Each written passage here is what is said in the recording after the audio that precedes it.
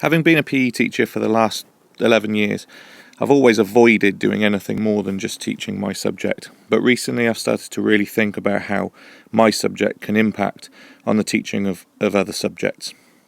So I started to look at how numeracy could be impacted through sport.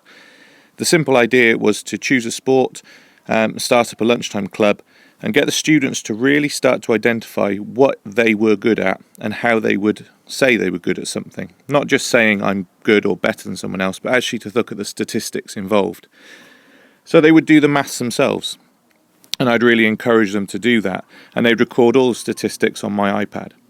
This was an absolutely fantastic in with the students to get them passionate about playing the sport, but get them to understand that in order to develop themselves, they needed to understand percentages and averages and other such maths concepts. So why was I doing this? Well, I wanted to make learning relevant to them. I was one of the students in school who always used to question, why are we doing this? And I kind of wanted to start at that point with the students. In order to be a successful basketball player, you need to understand what your strengths and weaknesses are.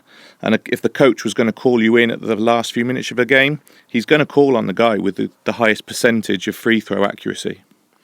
So to support this, I thought, well, I don't want to be teaching them maths in the lesson. I want the maths to be there, but I want them to try and find out the answers for themselves and be impassioned about that. So I made some videos that the students could use using VideoScribe, same as I'm using now.